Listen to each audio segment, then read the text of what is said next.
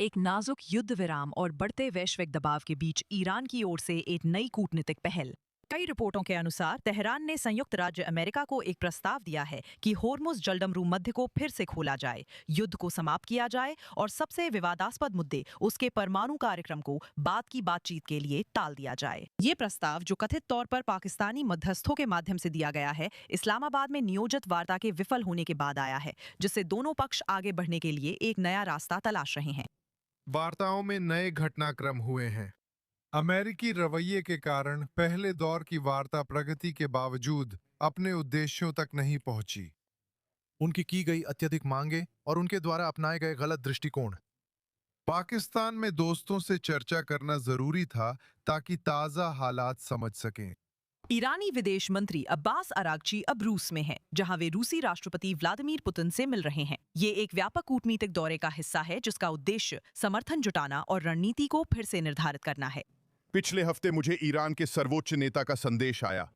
मैं चाहता हूं कि आप मेरी कृतज्ञता पहुंचाएं और पुष्टि करें कि रूस भी ईरान की तरह हमारे रणनीतिक संबंध जारी रखना चाहता है।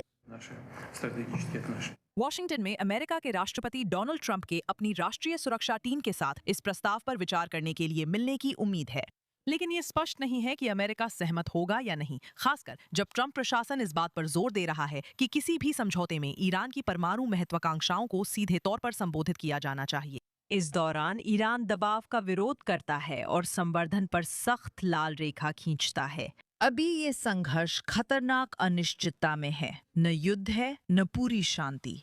होर्मुज़ो जलडमरू मध्य केंद्र में होने से दांव सिर्फ क्षेत्र तक सीमित नहीं, बल्कि वैश्विक ऊर्जा बाजारों और शक्ति संतुलन तक पहुंचते हैं। अब हमारे साथ जुड़ रही हैं डॉक्टर सोना Kazemi, assistant professor, university of Wisconsin. Doctor Kazemi, i24 news English पर आपका स्वागत है। ईरान बातचीत शुरू करने के लिए होर्मुज जलडमरू मध्य खोलने को तैयार है, लेकिन क्या ये पेशकश दिखाती है कि अमेरिकी नौसैनिक नाकाबंदी ईरान पर दबाव बनाने में सफल हो रही है? हाँ, मुझे बुलाने के लिए धन्यवाद। हाँ, बिल्कुल।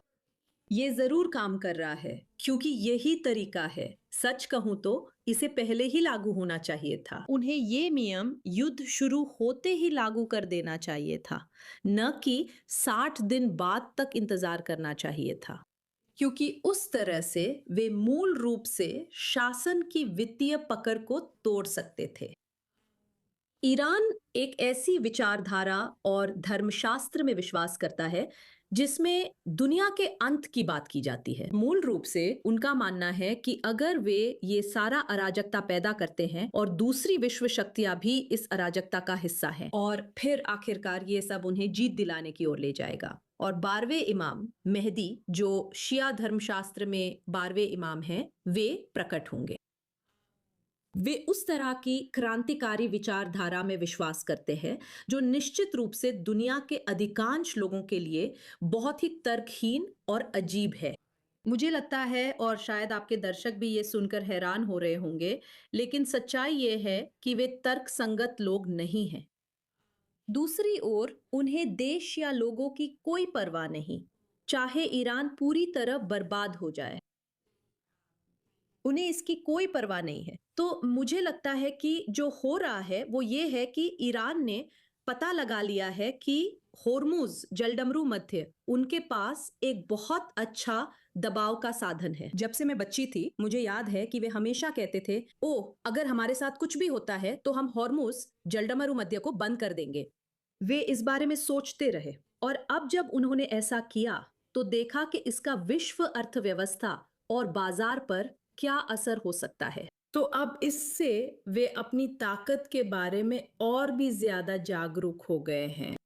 मुझे लगता है कि अमेरिका द्वारा लगाई गई नाकेबंदी काम कर रहा है, खासकर आने वाले कुछ दिनों में, जब रेजाद युद्धों को शायद अपूरणीय क्षति पहुंच सकती है और एक राज्य को किसी भी उत्पाद तक पहुंचने में पूरी तरह से असमर्थ होना पड़ेगा। उनको ज्यादा नकद नहीं मिल रहा था क्योंकि ज्यादातर उत्पाद मिल रहे थे, जैसे 2003 में सद्दाम के आखिरी सालों में तेल के बदले खाना।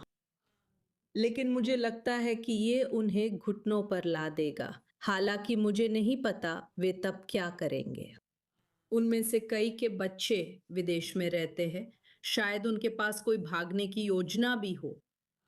लेकिन इस्लामी गणराज्य जैसे अतार्किक पक्ष के व्यवहार की भविष्यवाणी करना वाकई बहुत बहुत मुश्किल है, खासकर जब वे आमतौर पर क्षेत्र में रूसी और चीनी नव औपनिवेशिक योजनाओं के मोहरे होते हैं। अभी जो देख रहे हैं उसके हिसाब से आप कह रही हैं, यानी शासन। लेकिन मुख्य सवाल अब भी वही है, कौन? असल में कौन फैसला ले रहा है कि किसी भी तरह के समझौते के लिए सहमति दी जाए, और यहाँ तक कि ये नया प्रस्ताव भी पेश किया जाए। हाल ही में अमेरिकी राष्ट्रपति डोनाल्ड ट्रंप ने कहा था कि ईरान के नेता नियंत्रण को लेकर बिल्लियों और कुत्तों की तरह लड़ रहे हैं। तो इस नए प्रस्ताव को लागू करने की मंजूरी किससे मिलेगी?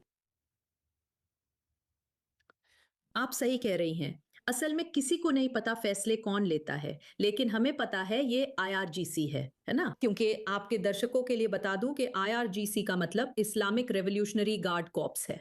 यही वो लोग हैं जो शहर में मिसाइलें घुमा रहे हैं, रैलियां कर रहे हैं, गुलाबी यूनिफॉर्म में महिलाएं बिल्कुल अजीबोगरीब अंदाज में और मिसाइलें शहर में घुमा रहे हैं। जब उन्हें विश्व मंच पर अपमानित किया गया है, तब वे लोगों को अपनी ताकत दिखा रहे हैं। असल में हमें नहीं पता कि मुश्ताबा बहामनी जिंदा या होश में हैं या नहीं, लेकिन जानते हैं कि IRGC अपनी जगह है। और हमें पता है कि शासन के कई अलग अलग गुट हैं, क्योंकि वे एक माफिया की तरह काम करते हैं, है ना? बहुत सारी परतें हैं, बहुत सारे गुट हैं, और शासन के उन गुटों का अपने बचे रहने में उनका स्वार्थ जुड़ा है। वे जानते हैं कि अगर जहाज डूब गया तो वे सब डूब जाएंगे। तो यही एक चीज है जो उन्हें एक साथ लाती है। पहले जब खामेनी जिंदा थे तो वे सभी को एक साथ लाने और यह सुनिश्चित करने में सक्षम थे कि वे दुनिया को कम से कम एकजुट संदेश भेजें। लेकिन अब जब वो नहीं रहे तो हमें ये भी नहीं पता कि फैसले कौन ले रहा है। बस इतना पता है कि वो देश पहले से भी ज्यादा सैन्यकृत रूप लेता जा रहा है। जैसा कि आप देख सकते हैं, सड़कों पर मिसाइलें हैं, लोगों की कपड़े उतरवाकर तलाशी ली जा रही है, और 12 साल तक के बच्चे भी सुरक्षा उपकरण और AK-40 साथ लेकर तलाशी ले रहे हैं। तो ये सिर्फ अर्थव्यवस्था और विदेशी संबंधों पर सैन्य कब्जा नहीं है, बल्कि देश के शहरों पर भी सैन्य कब्जा है। और इंटरनेट बंदी के साथ ऐसा लगता है कि वे ईरान को एक और उत्तर कोरिया जैसा बना रहे हैं, जो पूरी तरह से दुनिया से अलग थलग है। लेकिन जो वे नहीं समझते और आमतौर पर अपनी दलील में मुख्य रूप से शामिल भी नहीं करते, वो है ईरानी जनता की ताकत।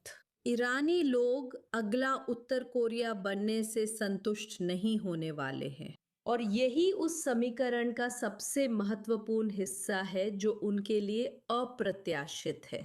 और ज्यादातर लोग इसके बारे में ज्यादा जागरूक नहीं होते, या वे इसके बारे में नहीं सोचते जब वे इस जटिल और उलझन भरी स्थिति के अलग अलग समीकरणों के बारे में सोचते हैं जिससे हम सभी जूझ रहे हैं। अब आगे क्या होगा? ट्रंप एक ऐसा समझौता चाहते हैं जिसमें परमाणु कार्यक्रम और होर्मुज जलडमरू मंथर शामिल हो। ईरान चरणबद्ध तरीका चाहता है। क्या आगे बढ़ने के लिए कोई व्यवहारिक रास्ता है? मुझे नहीं लगता, क्योंकि JCPOA को भी कहीं पहुंचने में 2 साल लग गए थे। तो किसी समझौते की उम्मीद करना वास्तव में अवास्तविक है। मुझे लगता है कि यह असली युद्ध से शीत युद्ध की ओर जा सकता है। मुझे नहीं लगता कि इस समय कोई समझौता हो सकता है जब तक कि शासन सब कुछ छोड़ न दे, जो मुझे नहीं लगता कि वे करेंगे, क्योंकि जैसा कि मैंने कहा, वे तर्कसंगत रूप से नहीं सोच रहे हैं। वे वैसे नहीं सोच रहे हैं जैसे कोई भी अपनी जान बचाने के लिए सोचता है। हाँ, वे अपनी सुरक्षा के बारे में सोचते हैं, लेकिन वे अपनी क्रांतिकारी विचारधारा के लिए मरने के लिए भी तैयार हैं। और पहले की तरह नहीं, जब खुमाइनी थे जिन्होंने ईरान इराक युद्ध खत्म होने पर जहर भरे प्याले से पीने का फैसला किया था, जिन्होंने वास्तव में युद्ध को खत्म करने का तर्कसंगत निर्णय लिया था, भले ही वो बहुत ही कठिन शर्तों पर था।